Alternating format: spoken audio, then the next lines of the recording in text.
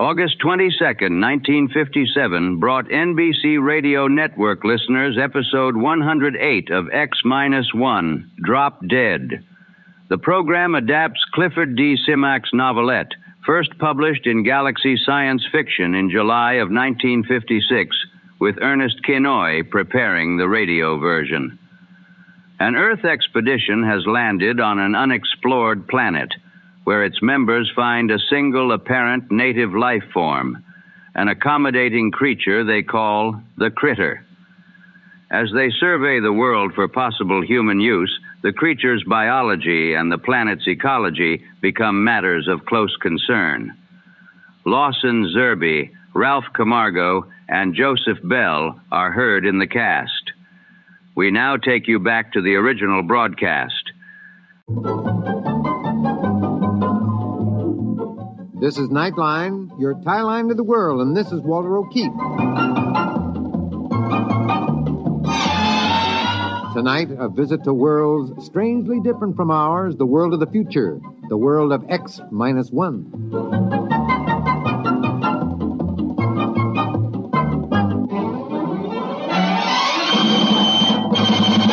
Now, here is the future, X-1. Countdown for blast off. X-5, 4, 3, 2, X-1, fire.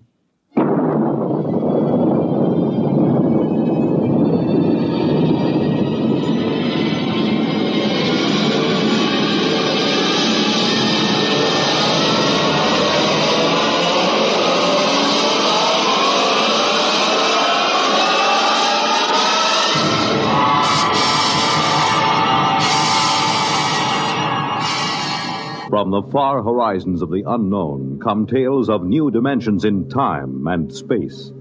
These are stories of the future, adventures in which you'll live in a million, could be years, on 1,000 maybe worlds. The National Broadcasting Company, in cooperation with Galaxy Science Fiction Magazine, presents X-1.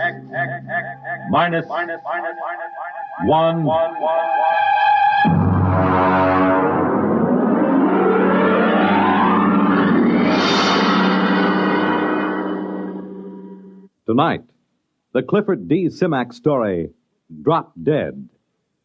But first, hear this. Have you ever asked yourself what this country's most important natural resource is? I'm Dorothy Olson, NBC Bandstand singing schoolteacher. Our most important resource? Well, you might consider it our mineral deposits, or our tremendous sources of water power, or maybe our great forests. Well, these are all very important natural resources, but there's one resource that's more important than all these combined: our children. Don't neglect them or their educational facilities. Poor schools breed inadequate citizens for tomorrow. And another thing, keep your youngsters in tip-top shape so that they won't miss important school days. Dress them against the weather so they won't catch needless winter colds. Check their wardrobe as they go back to school this fall to be sure that they have plenty of the right kind of clothing. Remember, our children are this nation's most important natural resource. It's your job to protect their future as they go back to school this fall.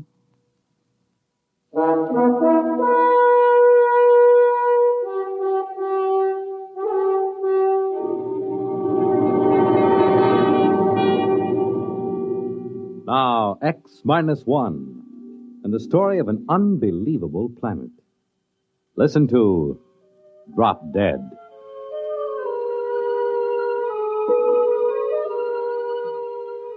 Exactly 1 hour and 20 minutes after we sent the survey ship out on its tail, the critters showed up.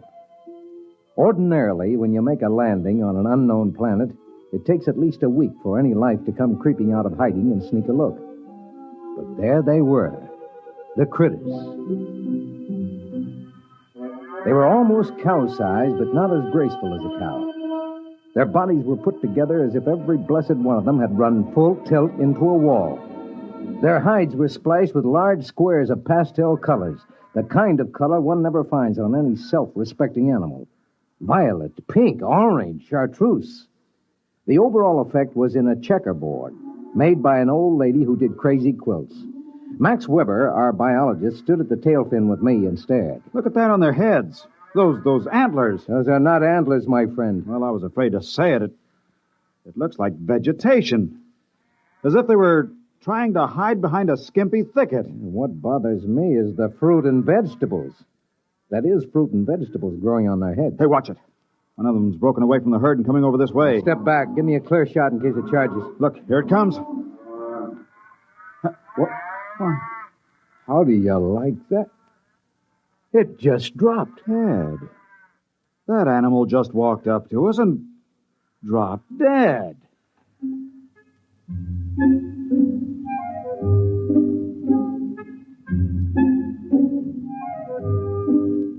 We left the critter lying where it fell and started to set up camp. Carl Parsons, our ecologist, had the stove together and the supper started before the last tent peg was driven. I dug out my diet kit and mixed up my formula, and all of them kidded me about it the way they always did. It didn't bother me. Their kidding was automatic, and I had automatic answers. I know ulcers must sound silly and archaic. You ask any medic, he'll tell you they don't happen anymore. But I have a riddled stomach and a special diet kit to prove that they sometimes do. After supper, Carl Parsons, the ecologist, Max, and I dragged the critter in and had a good look at it. Hey, look at this, Ed. This animal's got different colored blocks on it, just like a checkerboard. Look at this one. Holes. Yeah. Just like one of those peg sets the kids use as toys. Here, look what I found out of that. I'll poke it with my knife. There. Looks like a bee. Well, it is. On top of being a tomato bush and a grapevine, this critter is a walking beehive. Why couldn't they be something simple? Yeah, it never is. You know, this is a screwy place. The critters? No, not the critters, the planet itself. Never saw one like it. It's positively naked. No trees, no flowers, nothing. Almost as if someone had said, let's make a simple planet. Let's cut out all the frills. Let's skip all the biological experiments and just work on the basics. One form of life and the grass for it to eat.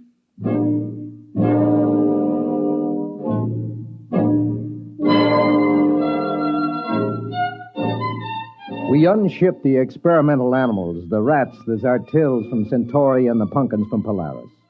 The pumpkins made an unholy racket because pumpkins are always hungry. You just can't give them enough to eat. You turn them loose and they eat themselves to death. We got them all unshipped and set up under a shed in rows when Max walked up to me thoughtfully, chewing on a toothpick the way he always did. Ed, there's something wrong. What do you mean? There are no insects here.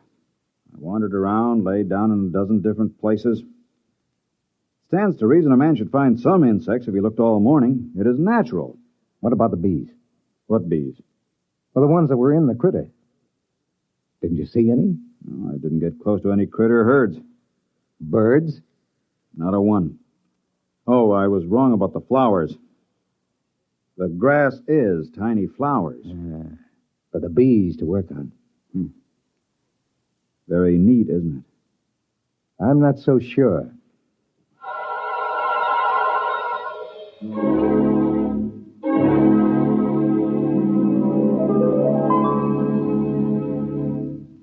American tradition.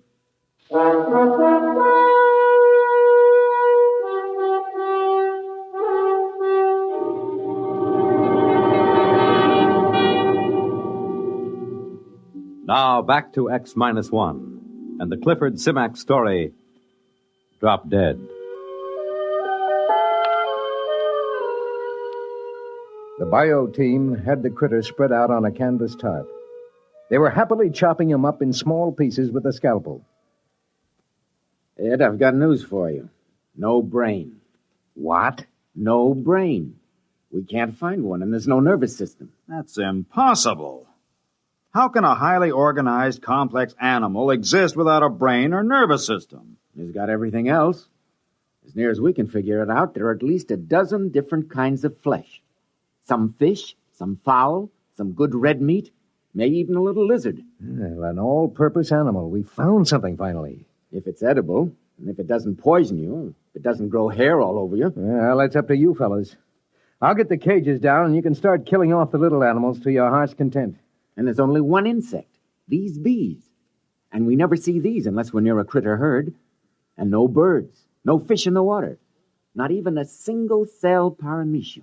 Yeah, I was talking it over with Max. You know, I'd give my right arm to hear a cricket or a mosquito or even a hornet. This is the strangest thing we've... Hey, Max, what are you chewing? Toothpick? That's no toothpick. Spit it out, spit it out. That's grass. I don't know. I must have just picked it automatically to chew on. It's just a habit, I guess. Yeah. Well, go on with the report. Well, it's a walking filet mignon. That animal is an all-purpose for sure. It lays eggs, gives milk, and has 6 different kinds of red meat. Makes honey, 2 kinds of fowl, 1 of fish, and a whole lot of others we can't identify. Then, of course, the bacteria. And what about the bacteria? The critters swarm with them. And all of them the same. You know, it normally takes 100 different kinds of bacteria to make the metabolism work. But here there's only one. It must do all the work of the 100 other species do. I wouldn't be surprised if that's the brains and the nervous system you couldn't find with your knife. The bacteria doubling in brass for both systems. The whole place balances. Nature's never static, never standing still. But here on this planet, it's standing still. Where's the competition? Where's the evolution? It's as if long ago all these life forms said, let's quit this feuding, let's get together, let's cooperate. Symbiosis. Well, we need another critter to work on. I'll bet you we get it.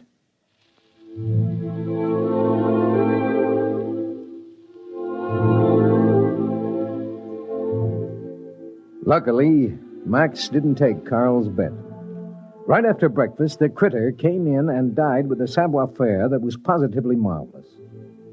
We unloaded all our supplies and got ready for a long stay. We were feeding all the experimental animals on a critter now. The carnivorous ones ate the critter meat, and the vegetarians chomped on critter fruit and critter vegetables. They all grew sleek and sassy. We were sitting around after supper one night when suddenly we heard something. Hey! What is it? Listen! Thunder. Listen! I think... All right, quick. Everybody up into the ship. What is it? A herd of critters. Look, you see the dust? They're coming this way in a stampede.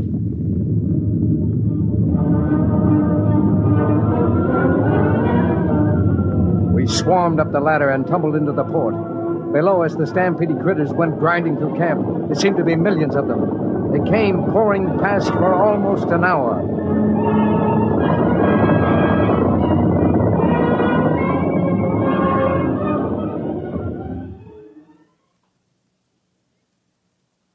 When it was all done, we came down and surveyed the damage. Well, the animals are safe. They were under the tail fins. Everything else is gone. Tents carried away. Food supply is gone. How about the emergency rations in the ship? I had to move them down to the supply tent so they'd be handy. They're gone, dashed into the mud.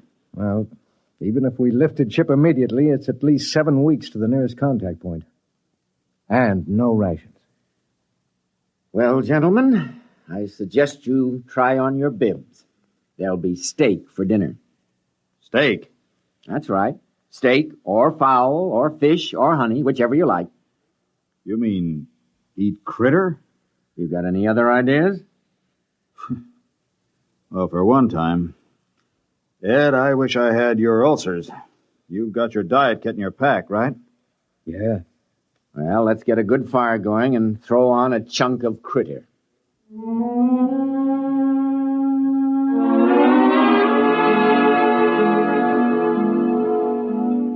The crew ate about a critter a day. They didn't seem to mind. Just at breakfast time, one would walk in and keel over. The crew ate like there was no tomorrow. I waited for them to break out in a rash or start turning green with purple spots or grow scales or something. But nothing happened. They felt better than they ever had. But then one morning, Max Weber turned up sick. Well, gentlemen, I've just taken a sample of my own blood. How do you feel? Lousy. I'm loaded with bacteria. Critter bacteria. I've checked some of the others. They've got a lower count than I have. Well, that figures.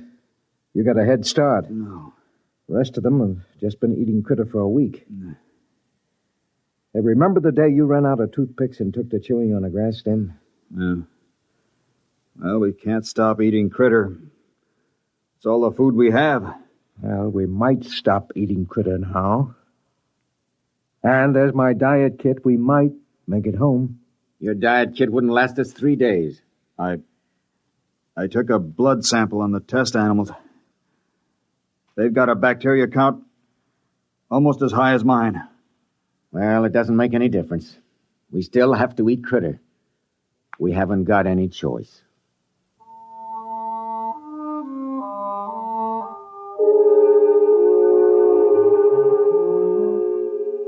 That night, Weber disappeared. We hunted him for 3 days. He couldn't have gone very far, but we didn't find him. We did find one queer thing, though. Hey, over here! Down in the gully! What is it? That white fungus, kind of a ball. It wasn't here last week.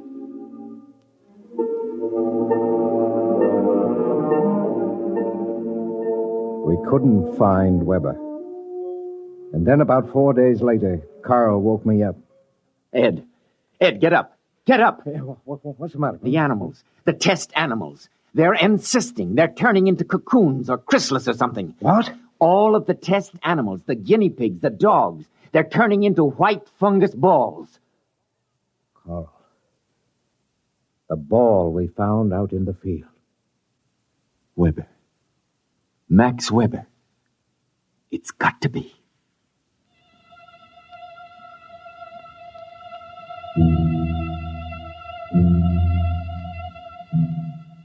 We had some trouble finding the place because the land was so flat and featureless.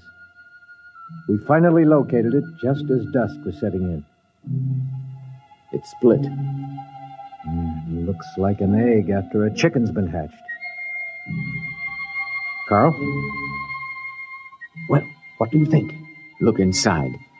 There are 2 halves of that cocoon. Look at the marks. You can see what it is now. Ed, you're the only one who had the chance. I think you should leave right now. Get back to the center and tell them. You've got your diet kit. You can make it. No wonder there are just the critters here. Take 1 drink of water, chew a single grass stem, take 1 bite of critter. Do any one of those things and you turn into one of them. Listen, Ed, you take your diet kit and notes and get out of here. But I can't run out on you. Forget us. We're not human anymore. You must not stay. If you do, in a day or 2, a critter will come in and drop dead for you. And you'll go crazy all the way back home, wondering which one of us it was.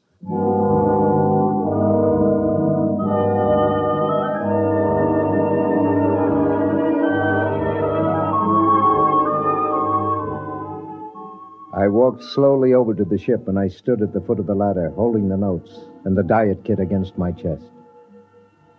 I thought of all the things we'd been through together. The crew, how they'd always kidded me about the diet kit. I thought of almost 10 years eating that awful goo, and that I could never eat like a normal human because of my ulcerated stomach. Maybe they were the lucky ones, I told myself. If a man got turned into a critter, he'd probably come out with a whole stomach and never worry about how much or what he ate. The critters never ate anything except the grass. But maybe, I thought, that grass tasted just as good to them as steak or a pumpkin pie would taste to me. So I stood there for a while and I thought about it. Ed, what are you doing back here? Carl, I just took that diet kit and threw it out into the waste disposal unit. What are you talking about? My friend, I am very hungry. What have you got for supper?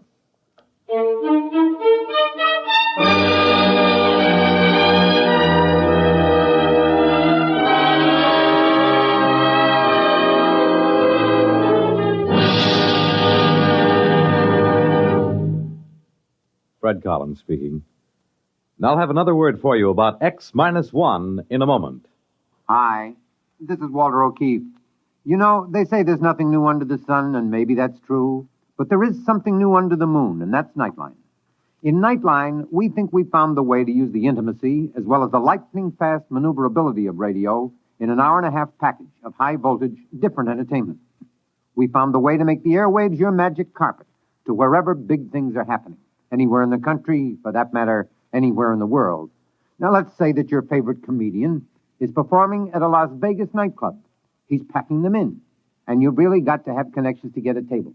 Well, Nightline is that connection, and your radio is your ringside table.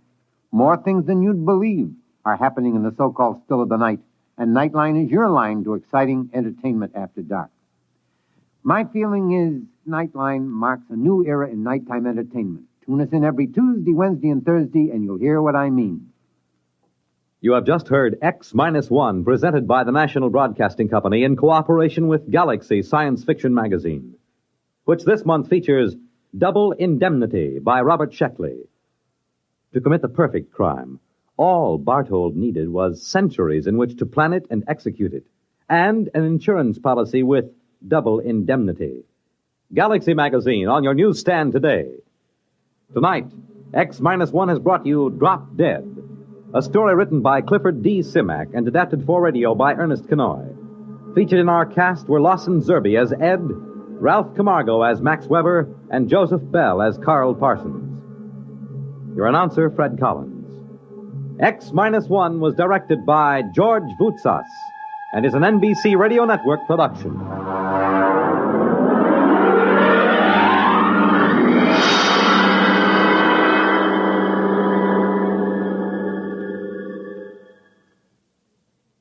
You'll be on the right line to exciting entertainment when you hear Nightline tonight over most of these NBC stations. Our presentation of X-1, Drop Dead, has come to a close. Follow old-time radio stories for more classic broadcasts.